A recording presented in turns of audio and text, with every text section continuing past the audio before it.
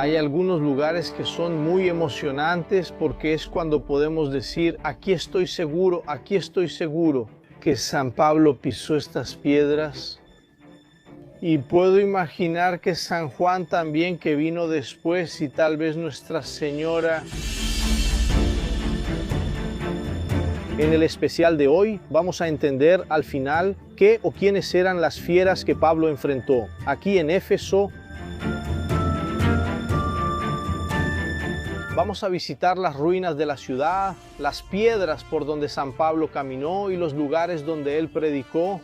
Y al final, bueno, vas a conocer la historia del día en que el apóstol Pablo enfrentó a un león y gracias a una amistad con él se salvó de la muerte.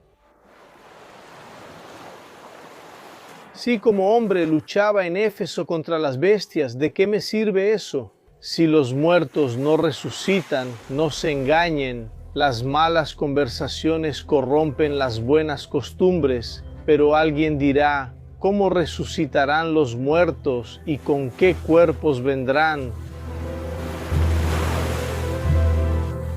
Insensato, lo que tú siembras no es vivificado si primero no muere. La queja furiosa de Pablo es contra los corintios, el pueblo de Corinto, una ciudad que estaba a unos 500 kilómetros de aquí, navegando por el mar Egeo. Era una queja contra la incredulidad de aquellos que no creían ni siquiera en la resurrección de Cristo, mucho menos en la propia resurrección, y muestra la dificultad que Pablo tenía durante su predicación para convencer incluso a los propios cristianos. Y eso nos trae aquí a Éfeso, donde el propio Pablo nos cuenta que enfrentó a las bestias.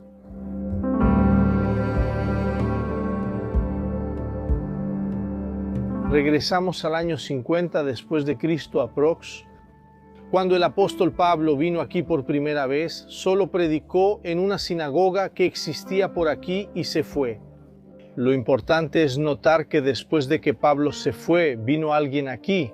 Apolo, que era un cristiano muy conocido en ese tiempo, un predicador importante que vino a predicar a Éfeso e hizo muchos seguidores por aquí.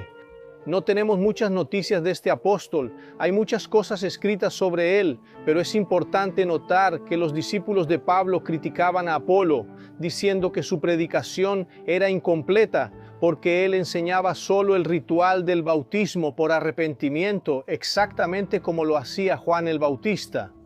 Mientras tanto, San Pablo, entonces solo el apóstol Pablo, ya tenía una liturgia más compleja. Éfeso se volvió una ciudad sumamente importante para el Imperio Romano debido a su ubicación estratégica. Estaba justo en la entrada del Medio Oriente. Entonces los barcos que venían por el mar Mediterráneo bajando desde Europa o regresando del Medio Oriente hacia allá, necesariamente pasaban por ese punto. Esta era una ciudad portuaria. Todo el dinero de los impuestos que los romanos recaudaban en varias ciudades del Medio Oriente pasaba por aquí también.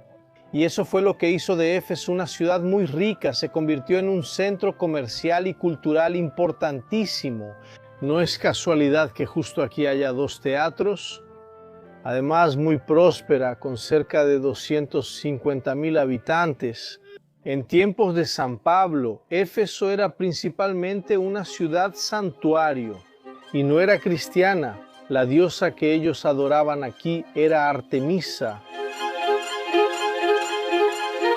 En esa ciudad estaba el templo más grande del mundo dedicado a ella, una de las 7 maravillas del mundo antiguo. Los arqueólogos calculan que esto representa solo un poco más del 15% de la antigua Éfeso. Si excavan aquí alrededor, van a encontrar muchas más cosas. Pero la realidad es que lo más importante ya fue encontrado, que es el centro de la ciudad, el centro de una ciudad romana, como eran las ciudades romanas, con esas columnas maravillosas, con sus teatros, templos paganos. Ahora vamos a visitar un templo dedicado al emperador Adriano, que gobernó el imperio un poco después de la época de Jesús y los apóstoles, pero que atemorizó a judíos y cristianos.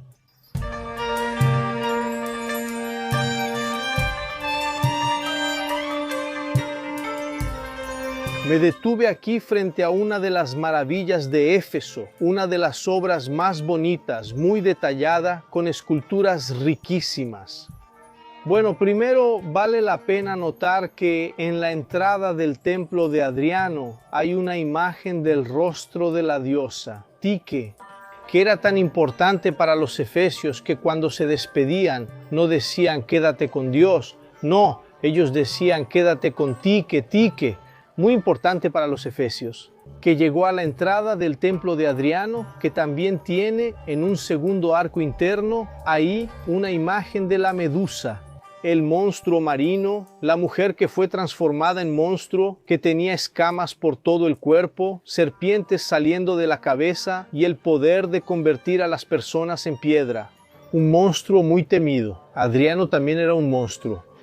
Adriano se enfrentó a los judíos, la revuelta judía de Bar Kokhba, que ocurrió entre los años 132 y 136 d.C., y mató aproximadamente a 680,000 judíos, fue una revuelta tan grande que prácticamente marcó el fin del intento de los judíos de luchar contra la opresión del Imperio Romano, y eso aumentó mucho la diáspora judía.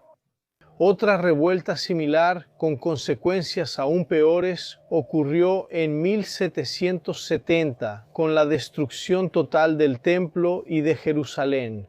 Flavio Josefo, historiador, estima en más de 1 millón de muertos en esa revuelta, en la época liderada por los romanos bajo el mando del general Tito, que era hijo del emperador Vespasiano.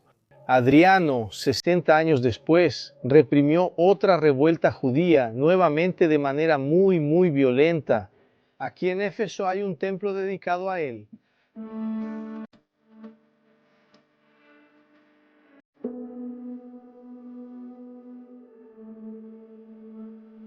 Lo bueno aquí en Éfeso es que podemos sentarnos en las ruinas para admirar las maravillas de aquella época. Esta de aquí es la biblioteca de Celso. Según la estimación, tenía de 12 a 15,000 libros. Cuando digo libros me refiero a pergaminos, manuscritos, no existía la imprenta, todo era copiado a mano y traído aquí.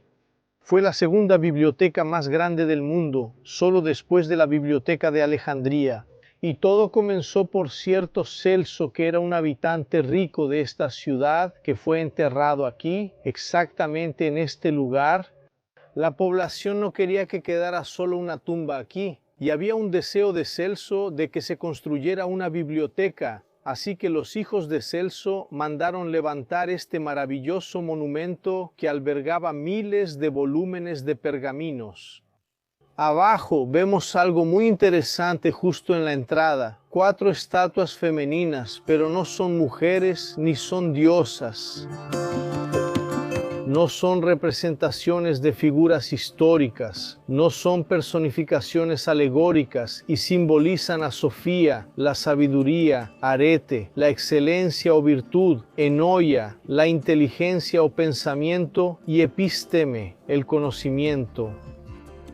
Estas cualidades se atribuían a Celso, gobernador de la provincia romana de Asia Menor en el siglo II d.C., y tuvo esta biblioteca construida en su honor por su hijo Julio Áquila alrededor del año 115 después de Cristo. Las estatuas que estamos viendo hoy son réplicas porque las originales fueron guardadas en el Museo de Viena, en Austria. Y ni siquiera necesito mucho esfuerzo de imaginación para ver aquí a los filósofos de aquella época, en esta plaza donde venían a discutir. Muy apropiado, después de leer, después de estudiar o no, venían aquí, conversaban sobre la existencia, conversaban sobre religión, sobre lo que era humano, sobre lo que era del universo.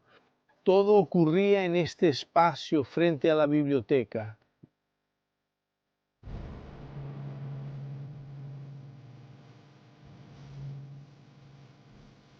Esa estructura de atrás es clave para nuestra historia, porque es un altar dedicado a la diosa Artemisa, que era la razón por la que este lugar era conocido como ciudad santuario. Los devotos salían de aquí en procesión y seguían hasta el gran templo, la maravilla del templo que había abajo, que incluso era uno de los monumentos más bonitos del mundo. Entonces este ya era un lugar de mucha devoción y es aquí donde San Pablo va a llegar para presentar el cristianismo.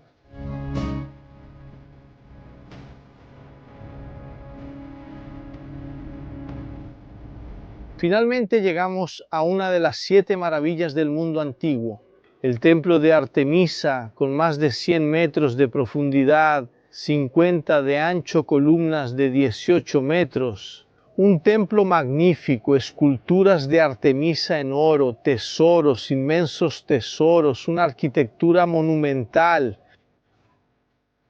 Pero ¿dónde está el templo de la diosa Artemisa? Cuando el apóstol Pablo vino aquí, era justamente esa devoción la que tanto le molestaba. Ya no existe devoción a Artemisa y tampoco queda el templo. También quedó destruido cuando los godos pasaron en 262 después de Cristo, destruyeron todo y después también hubo terremotos. Esto es lo único que quedó del templo de Artemisa. Artemisa era la diosa griega de la vida salvaje, la caza, la vegetación y la fertilidad. Los romanos la llamaban Diana y en el Museo del Louvre en París hay una famosa estatua en su honor, la Diana de Versalles. Los godos eran un pueblo germánico del este de Europa, iban saqueando ciudades romanas y destruyendo todo a su paso. Y de repente llegaron aquí, a Éfeso, encontraron esta maravilla y sin pensarlo 2 veces, robaron todo lo que había aquí dentro. Estatuas de oro, todos los tesoros del templo de Artemisa, los godos los robaron. No conformes, destruyeron todo, lo derrumbaron por completo. No se sabe si un conflicto religioso hizo que los godos destruyeran esto, pero no era lo principal. En el caso de Pablo, sí. Cuando vino aquí casi muere por un conflicto religioso. Cuando él quiso predicar en contra de la diosa Artemisa, y entonces cierto Demetrio, que era fabricante y comerciante de objetos relacionados con la diosa Artemisa, a Demetrio no le gustó la predicación de Pablo. Señores, ustedes saben muy bien que de este oficio tenemos nuestra prosperidad. Y están viendo y oyendo que no solo en Éfeso, sino en casi toda Asia, este Pablo ha convencido y apartado a una gran multitud, diciendo que no son dioses los que hacemos con las manos.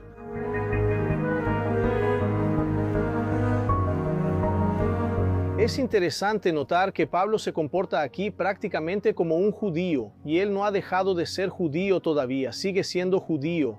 Aún siendo un seguidor de Cristo, incluso iniciando el cristianismo, él se comporta como un judío cuando critica la fabricación de estatuas. Y Pablo aprovecha para usar también el argumento de que los ricos y poderosos están manipulando al pueblo y que la religión pagana solo existe por causa de esa manipulación. Es una manera que él encuentra también para ganar nuevos adeptos.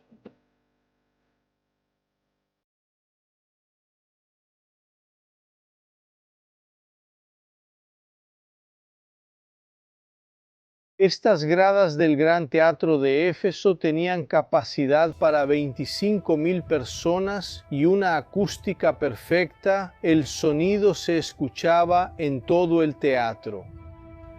Y según el libro de los Hechos de los Apóstoles, Pablo quería venir aquí a predicar en contra de la diosa Artemisa. Recordemos que la diosa Artemisa tenía un santuario aquí al lado, tenía un templo inmenso.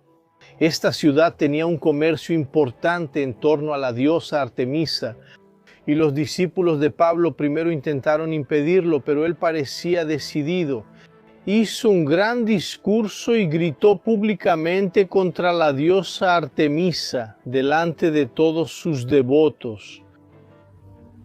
Justo abajo fue un tal Demetrio quien denunció al apóstol Pablo, y después de que él habló, la multitud se enfureció contra Pablo. Y no solo peligra el prestigio de nuestra profesión, sino también que el templo de la gran diosa Artemisa sea considerado insignificante. siendo destruida la majestad de quien toda Asia y el mundo veneran. Las personas que escucharon eso se enfurecieron. Era una multitud de devotos de la diosa Artemisa y empezaron a gritar: «Grande es la diosa de los Efesios, grande es la diosa de los Efesios». Apareció un judío llamado Alejandro que intentó calmar a la multitud con un discurso que no funcionó. Él fue rechazado y finalmente llegó una autoridad romana para calmar a todos. Efesios, dijo la autoridad, ¿acaso hay alguien aquí que no sepa que Éfeso es la ciudad sagrada de la gran Artemisa y de su estatua caída del cielo? En Hechos de los Apóstoles, la historia termina bien. Pablo abraza a los discípulos y viaja a Macedonia. Existe otro manuscrito casi de la misma época llamado Hechos Apócrifos de Pablo que afirma que él salió preso de aquí. Bueno, y termina con esa fantástica historia del león de la que hablé al principio. Esa escena también habría ocurrido aquí en el teatro.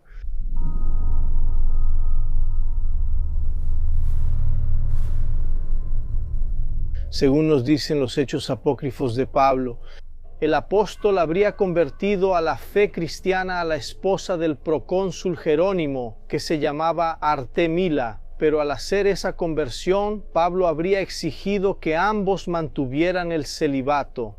Y si seguimos la predicación de Pablo, esto hasta tiene sentido. Pero esa petición absurda enfureció al procónsul Jerónimo, quien ordenó arrestar a Pablo. La noche antes de la ejecución de Pablo, Artemila lo visitó en la cárcel. Milagrosamente, ambos salieron y fueron a la orilla del mar, donde Pablo bautizó a Artemila y luego salvó a la mujer de ahogarse. Él volvió a la prisión y al día siguiente fue arrojado a la arena con un león que parecía un gigante. Pero el león se inclinó ante Pablo y lo saludó como si los dos fueran hermanos.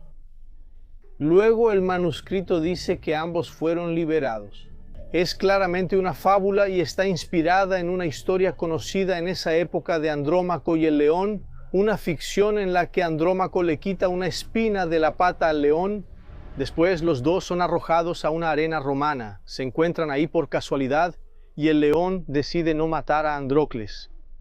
Tal como nos cuentan lo de San Pablo.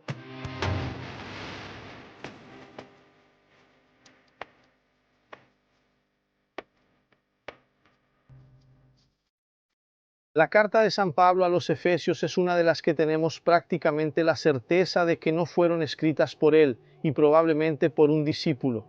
Pero solo el hecho de tener una carta dedicada a los Efesios, escrita por un discípulo de San Pablo, ya nos muestra la importancia que este lugar tuvo en la vida, especialmente en el tiempo final de predicación de San Pablo, que, después de pasar 3 años viviendo aquí, siguió en su jornada final hacia Roma, donde acabaría muerto por el capricho del emperador Nerón. La carta de San Pablo a los Efesios muestra mucho sobre la doctrina de ese predicador y de cómo él buscaba en sus viajes integrar a los no judíos en la religión que él estaba ayudando a construir. Ahora, en Cristo Jesús, ustedes que estaban lejos fueron acercados gracias a la sangre de Cristo. Cristo es Cristo, nuestra paz. De 2 pueblos, Él hizo uno solo. En su carne derribó el muro de separación, el odio, abolió la ley de los mandamientos y preceptos. Él quiso, a partir del judío y del pagano, crear en sí mismo un hombre nuevo, estableciendo la paz. Quiso reconciliarlos con Dios en un solo cuerpo por medio de la cruz. Fue en ella donde Cristo mató el odio.